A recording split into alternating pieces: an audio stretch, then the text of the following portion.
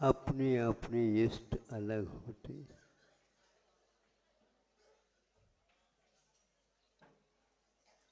हम जिसे चाहते हैं उसको इष्ट बोलते हैं, हम जिसे नहीं चाहते उसको अनिष्ट बोलते हैं। और इन दोनों में जो समान रहते वो शिष्ट कहलाते।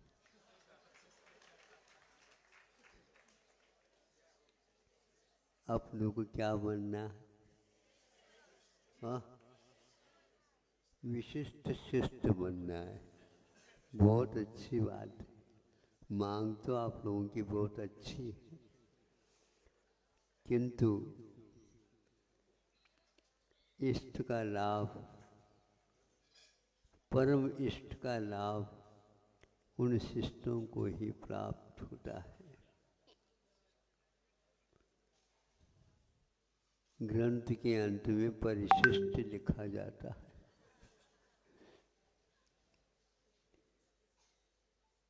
हम किस पंक्ति में हैं अपने भावों के ऊपर तोलने से ही ज्ञात होता है।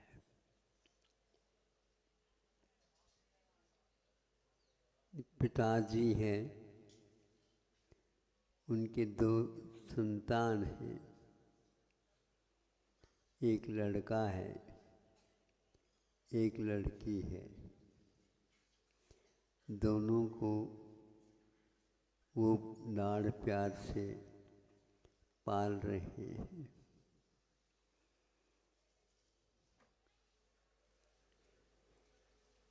अब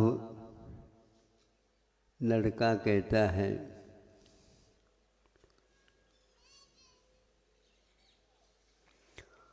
हमें मुकुट पहनना है,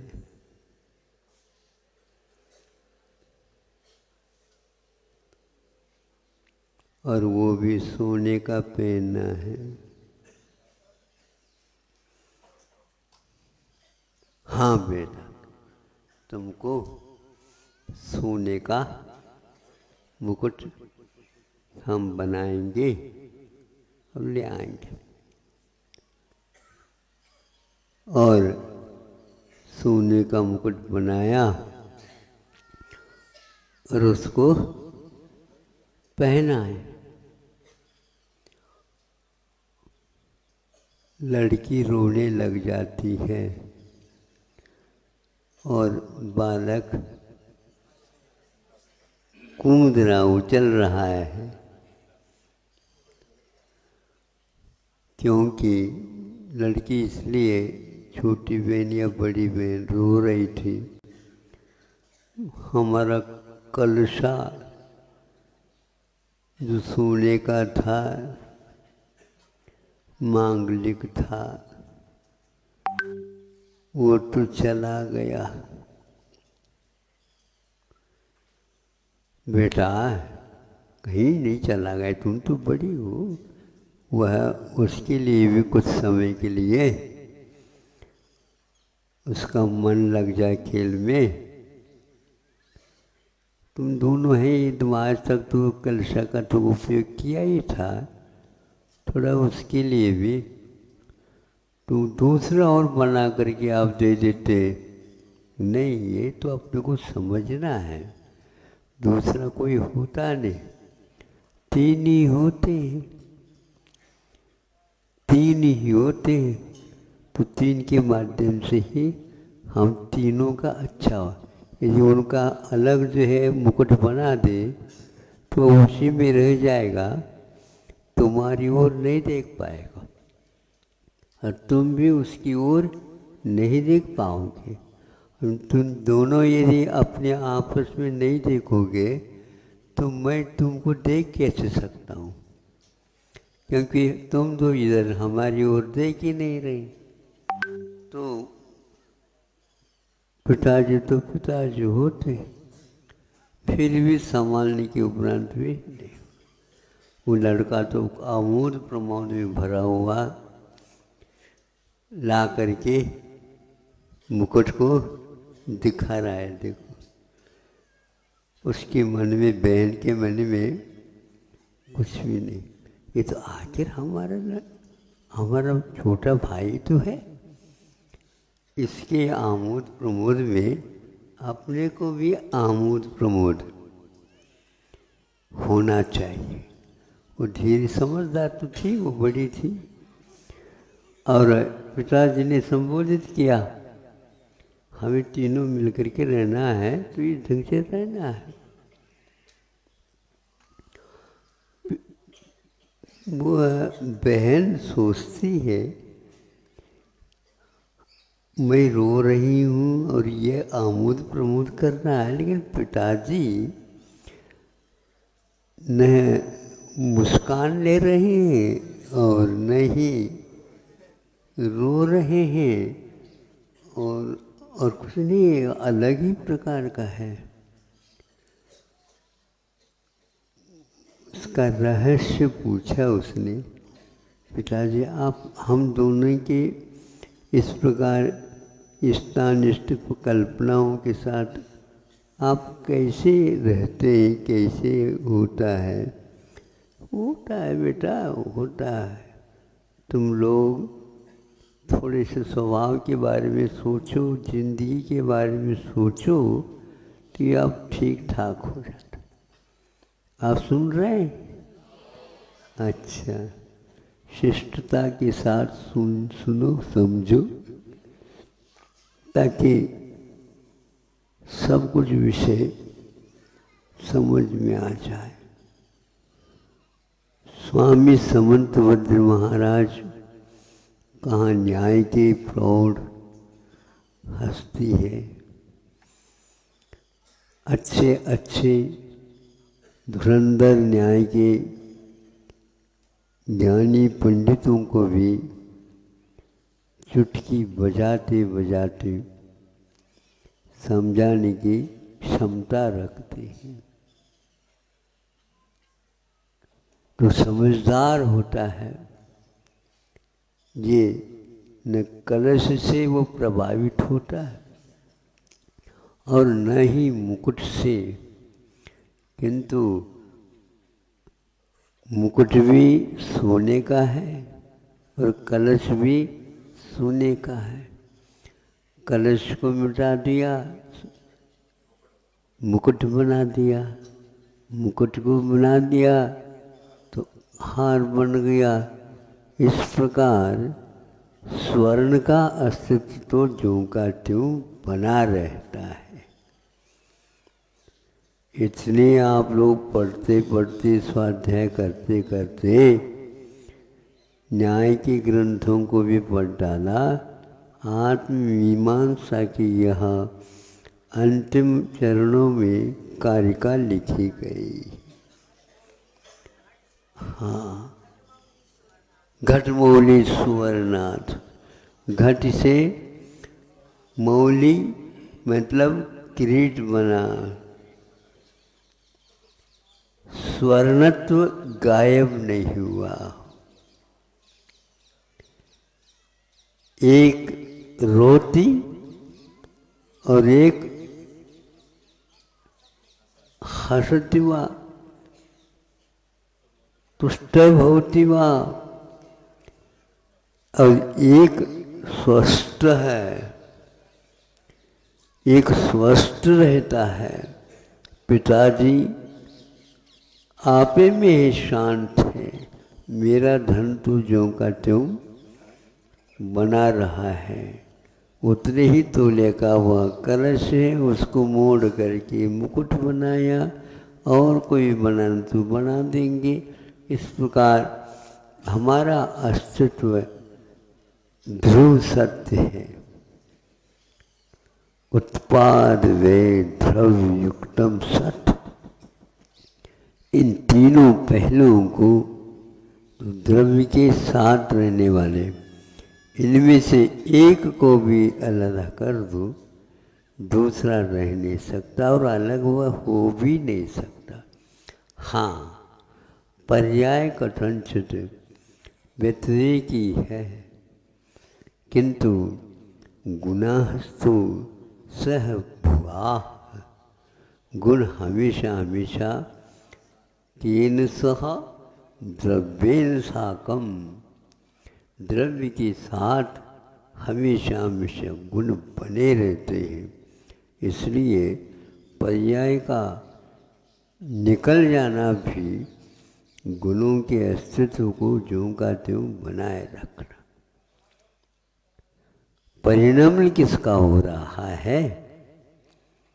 परिणमन किसका हो रहा है? द्रव्य का परिणमन हो रहा है और पर्याय मिट रही है, किंतु स्वर्णत्व जो सह हुआ है, द्रव्य के साथ सोने के साथ पीलापन हमेशा बना रहता है। वह स्वर्ण का परिणमन है, पीलेपन का परिणमन नहीं है, क्योंकि पीला गुण है। किंतु पर्यायात्मक होने के कारण वह गुण एक प्रकार से पर्यायात्मक माना जाता है, किंतु एक प्रकार से द्रव्य का परिणमन हो रहा है, इस ओर हम देख नहीं पाते। इसी को पज्जे मूढ़ा पर समया कहा गया है। हाँ, पर्याय में मूढ़ता होना यह मिथ्यात्व है। पर्यायों का चिंतन करना मूढ़ता नहीं है, क्योंकि वह स्थिर नहीं रह पाती, तो व्यक्ति वह व्यय को प्राप्त हो जाता है। किंतु गुण सहभुवा, गुणों का परिणाम नहीं होता, किंतु द्रव्य का परिणाम होता है और वह गुणात्मक पर्याय होता है। यह द्रव्य ही एक गुण के माध्यम से एक पर्याय से दूसरे पर्याय में परिणमन कर जाता। पर्याय का भी परिणमन नहीं होता, परिणमन नहीं होता, अर्थात पर्याय स्वयं परिणमन नहीं करते, किंतु परिणमन द्रव्य करता है, तो पर्याय की स्थिति समाप्त हो जाती है। गुण ज्यों का त्यों बने रहेंगे, किंतु पर्यायात्मक रहेंगे। तो इसलिए वह कलश मिटने के उपरांत मुकुट में भी पीलापन ज्यों का त्यों बना रहा। पीलापन एक प्रकार से सोना नहीं है, वह सोने की पहचान के लिए ये गुण माना जाता है।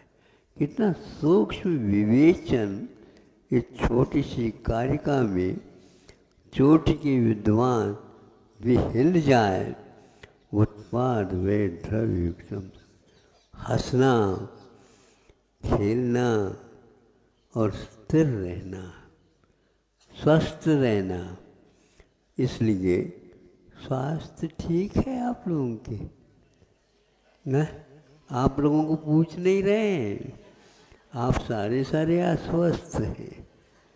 हमारे सामने कह देते हैं आप लोग ये यदि है तो फिर, यदि है तो बालक को भी जैसे हंस रहा है उसी प्रकार उस बालिका को भी हंसना चाहिए।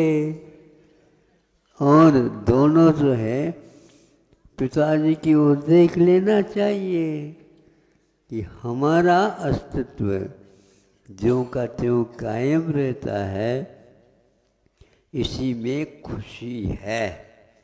और पर्याय निकल जाने में भी खुशी होना चाहिए, और नया पर्याय जो आता है उसमें भी ज़्यादा खुशी मनाने की आवश्यकता नहीं है, क्योंकि द्रव्य का परिणमन जारी है। द्रव्य का परिणमन करना स्वभाव है, गुणों का परिणमन करना स्वभाव नहीं माना जाता। गुणात्मक पर्याय होते हैं निश्चित, तो उस गुण के रूप में अवान्तर पर्याय को प्राप्त कर देता है, द्रव्य कायम रहता है। इस सूत्र का जैसे एक प्रकार से संक्षेपीकरण करके परिणमन के बारे में कहा है, उसी प्रकार हिंदी में प्रवचन के समय पर हमने इसको, कोई विद्वान थे, महाराज हम जा रहे हैं, ऐसा कहा। तो हमने कहा आना जाना लगा हुआ है पंडित जी। आना मैंने जन्म उत्पाद, जाना मैंने व्यय, और लगा हुआ यानी द्रव्य, तदेव सत्व लगा हुआ है।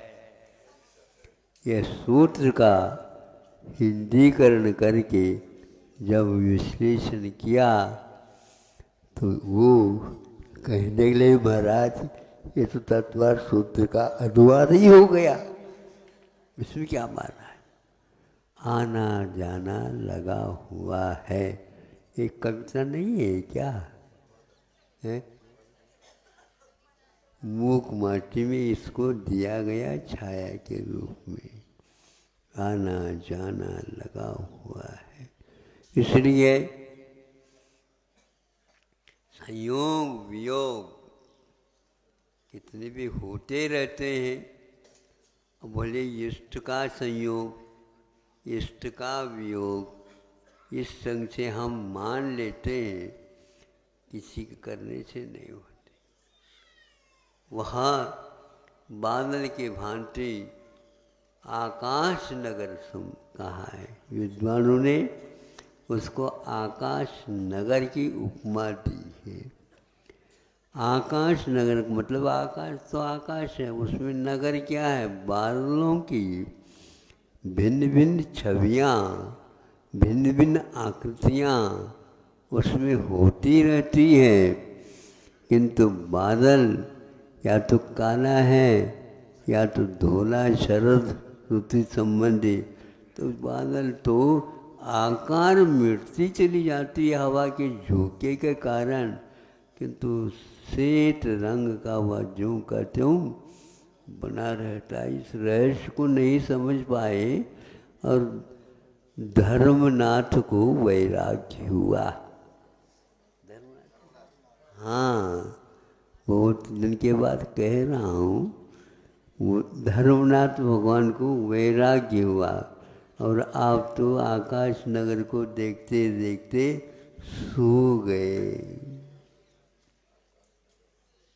जाग नहीं पाए। तो आपके जगाने के लिए थोड़े आ रहे हैं बादल, और आप सो रहे हैं इसके लिए वह तटस्थ होकर के दिखने नहीं, कुछ नहीं, तो चल रहा है, उसकी यात्रा चल रही। हम आ गए यह मत कहा करो, हम जा रहे हैं ये भी मत कहा करो, नहीं समझे?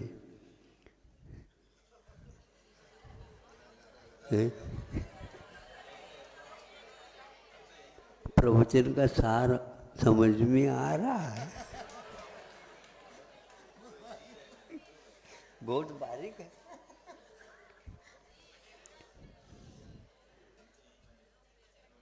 सार तो सार है, क्या सार क्या निकला?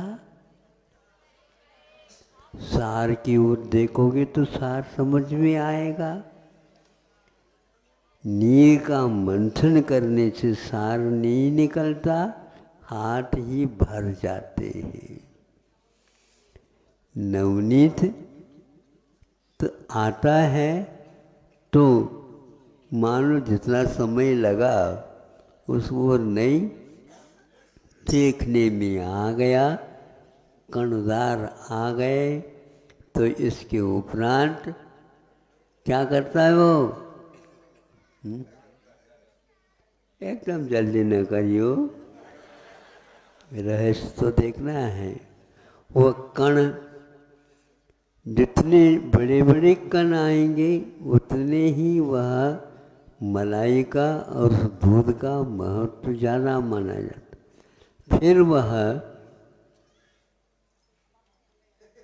यूँ दे करके कुछ हाथ से पानी से धो लेता है। इसमें भी रहस्य है। वह इसलिए धो लेता है, अब उसको नवनीत को बाहर निकलना है।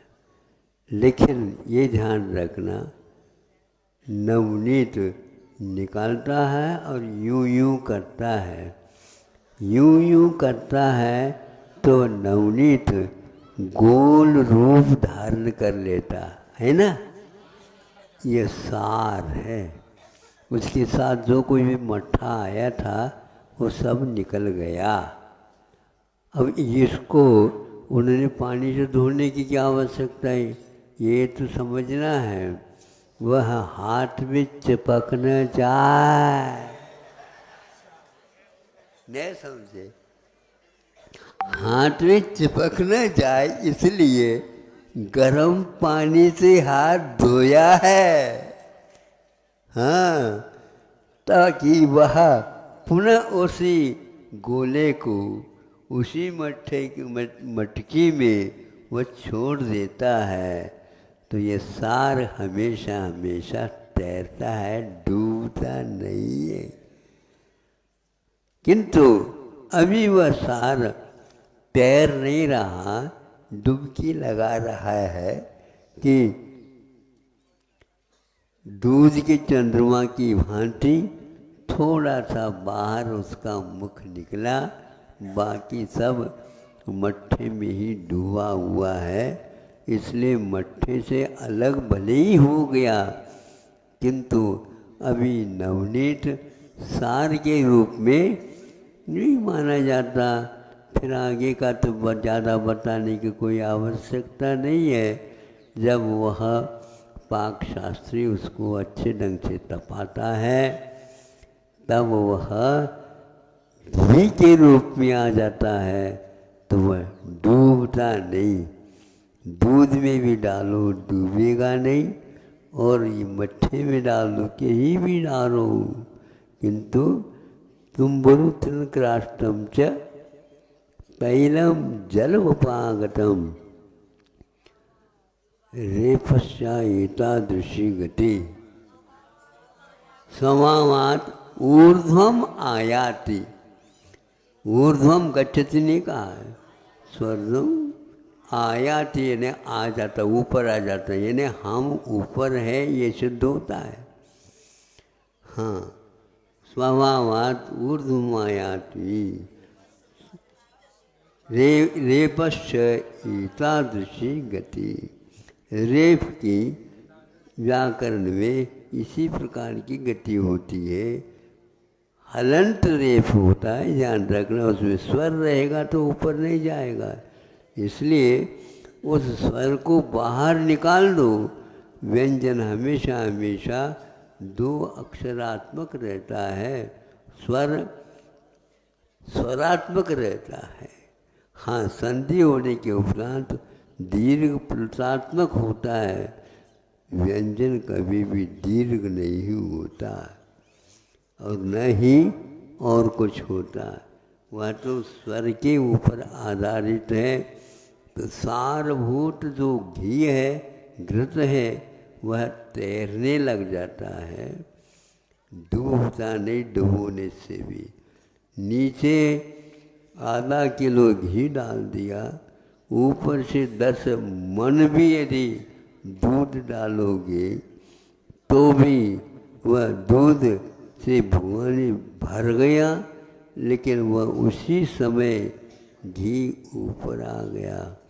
इसलिए स्वस्थ यदि आप रहोगे, निश्चित रूप से उस पिताजी की भांति शांति का अनुभव करोगे, नहीं तो घर में रह करके भी बहुत सारी आकुलता रहती है। वह कहीं भी रहो, आकुलता का कारण उत्पाद व्यय द्रव्य युक्तम सत सत द्रव्यम नहीं समझने का परिणाम है। इतना ही पर्याप्त समझता हूँ। इस कारिका को आप अच्छे मुखाग्र कर लीजिए। फिर इसके उपरांत हृदयस्थ सारभूत तत्व को भी कर लीजिए। दुनिया के नाटक में आप न अटको। नाटक देखो भले ही अच्छे ढंग से, लेकिन नाटक का अंग मत बनाओ। न अटक, नाटक संसार है। कोई भी यहाँ पर हमें हाथ पकड़ करके सार को उपलब्ध नहीं कराएगा, किंतु देख दाख करके अड़ोस पड़ोस को आप अपने कुटिया को सुधार ही लीजिए। यही एक सार है अहिंसा परमो धर्म की।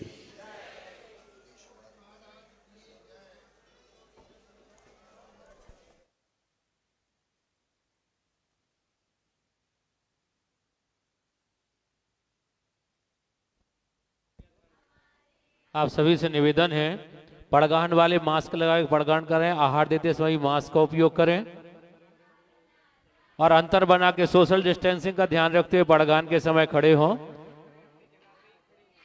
और अपने अपने चौकों में ही पड़गान के लिए खड़े हों। और ये बाहर उसी साइड से सभी जो